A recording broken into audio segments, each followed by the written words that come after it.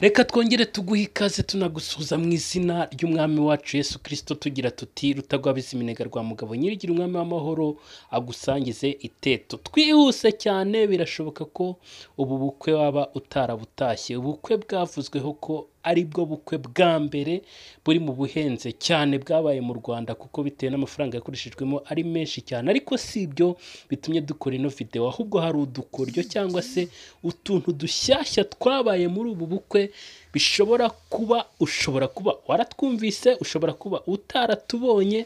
Ndagira ngo muri uyu munsi noneho ngutembereze nkugeze muri ubu bukwe, nimba wari uri mu ntara, nimba wari uri hanze y'igihugu, nimba wari uri ahantu hatatumye ugira amahirwe yo kwitabira buno bukwe.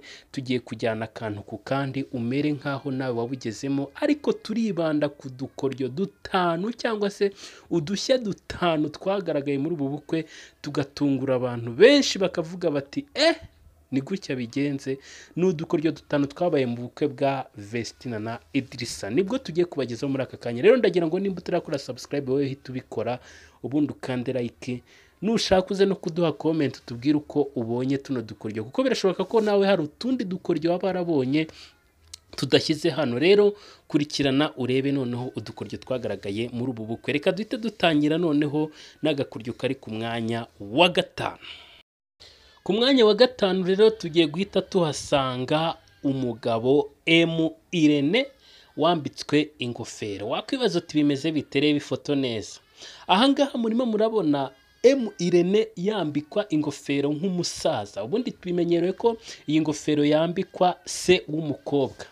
Rero bivugwe ngo uyu nawe yari yafashwe nka se w'umukobwa. Abantu benshi bari baje bati se uyu mukobwa nta se yari afite, nta n'ibiki, ariko impamvu uyu mugabo yambitswe iyi ngofero ni ukuvuga ngo n'ubundi se w'umukobwa nawe yambitswe ingofero nk'umubyeyi, ariko n'uyu nawe yambitswe ingofero nk'ishimwe ry'umubyeyi bitewe n'ukuntu yakoze ibintu bikomeye kuri aba bana bombi. Yabarihiye amashuri, abazamura muri muzika, ndetse banagira izina rikomeye nk'iryo muzi aka kanya. Ntekereza ko rero nawe ubirebye wabona koko n'ubundi ko uyu Murindahabi Irene yari akwiye ishimwe. Aka rero ni agakoryo kabaye ku mwanya wa gatanu, karangije kanatungura abantu benshi baravuga bati wow, ni gute bigenze, ni gute bibaye. Ngako agakoryo kari ku mwanya wa gatanu ni uko Irene yambitswe ingofero nka se w'umukobwa bitewe n'ibikorwa bihambaye yakoze. Reka duhite twikomereza tugere ku mwanya wa kane, nta mwanya dufite wo gutinda. Hano biragaragara abantu b'ibyamamare babiri ari bo Israel Mbonyi ndetse na Bamporiki Edouard. Ntekereza ko buri wese abazi, bagaragaye barimo kongorerana, bigaragara ko Bamporiki hari ikintu arimo kubwira Israel Mbonyi. Ese wakwibaza ngo ni igiki? Hari abanditse bavuga ngo uyu mugabo yari arimo kubwira Israel Mbonyi ati ni wowe ugiye gukurikiraho kaduha ibirori, ni wowe utahiwe, ndetse na Israel Mbonyi agaseka. Ariko ntago ari byo, ntago tuzi icyo bari barimo kuvuga, ariko ino foto ni ifoto yatunguye abantu benshi kandi ni ifoto yavuzweho byinshi. Ako ni agakoryo kari ku mwanya wa kangahe? Ku mwanya wa kane. Murabibona neza rwose, Bamporiki Edouard arimo kuganira na Israel Mbonyi, ubona ko bahuje urugwiro, ariko ubona ko hari ikintu cy'ingenzi arimo kumwongorera, kandi Israel Mbonyi nawe yateze amatwi nk'uko murimo kubireba hano ku ifoto. Ako rero ni agakoryo kari ku mwanya wa kangahe?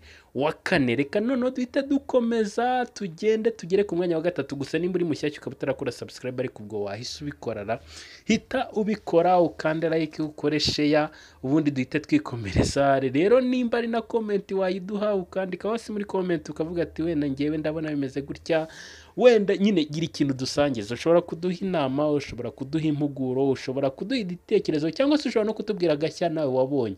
Rero muri ubu bukwe agakoryo kari ku mwanya wa gatatu ni umuhanzi w'icyamamare wagaragaye muri ubu bukwe. Ngira ngo uyu mugabo muramuzi, abantu bakurikirana iby'umuziki.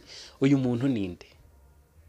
Yambaye ikote, yambaye kariya kantu mu izosi, afite kariya kantu ku mufuka, afite n'imisatsi imeze kuriya na rinete zimeze kuriya, nk'uko murimo kubibona. Byanze bikunze nawe urahita ubibona ko nakari agashya kuba uno muntu yitabiriye ubukwe yiyambariye gutya.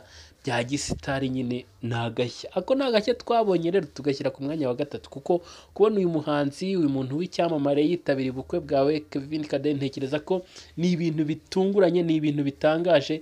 Impamvu binatangaje, nawe nimba warakoze ubukwe, ntekereza ko uyu mugabo atabutashye. Nimba yarabutashye rero hita umenya ko kari agashya mu bukwe bwawe wabonye rwose, kuba icyamamare nk'iki cyaratashye ubukwe bwawe. Rero tudatinze, aka twagashyize ku mwanya wa kangahe? Wa gatatu. Rero nyine ntekereza ko asubwo murabona atari agashyara, si agashya kubona uyu mugabo cyangwa se uyu muhanzi w'icyamamare ari mu bukwe bwawe.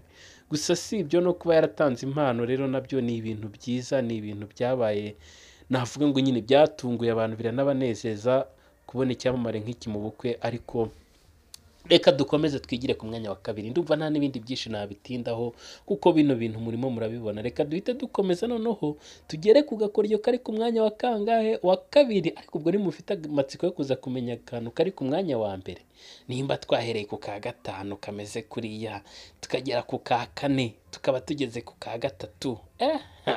Reka dukomeze nyine tujye ku mwanya wa kabiri, turebe noneho agakoryo kariho. Ariko rwose ukomeze uze kureba noneho akari ku mwanya wa mbere, hari igihe uraza gutungurwa. Aka ngaka kari ku mwanya wa kabiri rero, byagaragaye Idirisa arimo kongorera umugore we Vestina ibintu. Ese yari arimo kumwongorera iki? Dore na Vestina nawe yasetse, bigaragara ko ari ibanga arimo kumubwira. Ngaho basi dutomboze muri comment mwandike ni iki hano yari arimo kumubwira, ukurikije uko urimo kubona ku ifoto, kuko urabona ko yanezerewe, yasetse, yishimye. Mbese iyi foto bari barimo kuganira ibiki we? Mwebwe barimo kundebera gusa. Nyine ni agakoryo twashyize ku mwanya wa kabiri, kuko ni ifoto yatunguye abantu. Ntiwakwibaza ngo bayifashe gute, nyine umuntu wayafashe nawe ni umuhanga mu gufotora. Ariko iyi ni ifoto, ni nk'agakoryo kabaye twashyize ku mwanya wa kangahe? Wa kabiri. Reka noneho duhite twihuta, nta mpamvu yo gutinda, ndashaka ko duhita tugera noneho ku gakoryo kari ku mwanya wa mbere. Ku mwanya wa mbere rero, reka mbabwire, ngiye kubaha utuntu twinshi nashyira ku mwanya wa mbere, kuko ni udukoryo twinshi.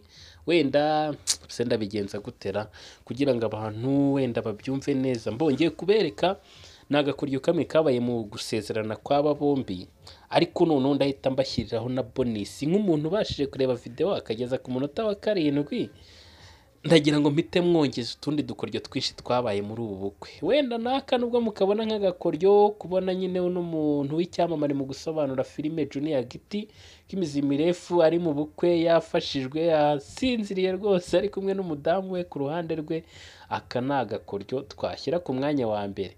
Ariko nubwo tugashyize ku mwanya wa mbere, hari akandi ngira ngo ntekereza ko gashobora kuba kari ku mwanya wa 0 mutwo ngiye kubagezaho, kuko natwo ni udukoryo nyine hano twabaye twinshi pe. Narebye aka ngaka ngashyira ku mwanya wa mbere, kuba Junior Giti yafashijwe, asinziriye, ameze kuriya nk'umuntu umenyerewe mu gasobanuye, ari kumwe n'umudamu we.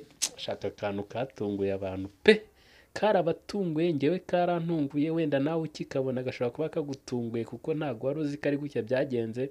Ariko reka dukomeze mbashyiraho n'utwo tubonisi, kuko hari igihe uraza kureba utwo tuntu twa bonisi cyangwa utwo dukoryo twa bonisi ugasanga ahubwo ni natwo wenda bari gushyira ku mwanya wa mbere bitewe n'uko utekereza. Ariko reka duhite dukomeza, nta mpamvu yo gutinda kuri Junior Giti. Gusa nanabwira abantu bageze hano nti mbikuye ku mutima, ngusabiye umugisha kurebye ino video. Muri ubu bukwe murabonamo rero icyamamare Niyo Bosco ari kumwe n'umuhanzi imbere ye. Wawe uri nawe icyamamare. Ibi bintu urabona byo bidatangaje? Ngaho nimba umva ko bidatangaje, umbwire nimba mu bukwe bwawe harahuriyemo ibyamamare nk'ibi bibiri bigahurira mu bukwe bwawe. Nimba byarahuriye mu bukwe bwawe, nawe urakaze. Ako ni agashya. Rero kano kantu njye nabonye ari agakoryo gatunguranye, kubona ibyamamare bibiri bihurira mu bukwe. Aha rero turi noneho mu gusezerana. Mu gusezerana rero kw'aba bombi habayemo agakoryo gatangaje. Ati bimeze biti?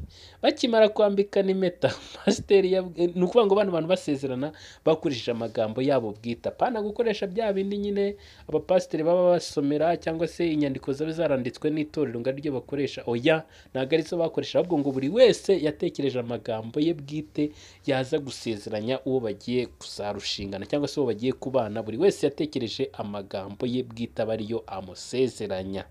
Tukiri kuri iyi ngingo yo gusezerana rero yabayemo udukoryo twinshi. Hari ako kantu ko kuba nyine buri wese yarakoresheje amagambo ye mu gusezeranya umukunzi we, akamusezeranya ibyo yumva koko azashobora kumukorera.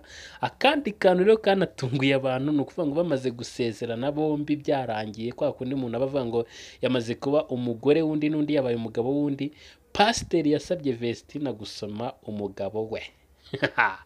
Aka kantu rero abantu benshi bari bategerezanyije amatsiko ibigiye kuba, ariko nk'umukobwa warezwe yagize isoni araseka yubika amaso, abantu bati wawu, uburyo wa mukobwa rwose afite umuco, afite ubupfura, ntago asomera umugabo we mu ruhame, rwose uyu mwana yararezwe. Nguko rero ko byarangiye, nyine byarangiye atamusomeye imbere y'imbaga nyamwinshi, maze abantu bahita baheraho ko bavuga bati Vestina yararezwe. Ese koko nawe niko ubibona? Ariko reka mbabwire, udukoryo two ndabizi ko twari twinshi muri ubu bukwe. Hari ukuntu abantu baririmbye, hari abakora ritime zidasanzwe, wenda ako gakoryo nako ushobora kukareba hasi muri video twashyizeho y'ubukwe bw'aba bombi n'ibindi byinshi bitandukanye.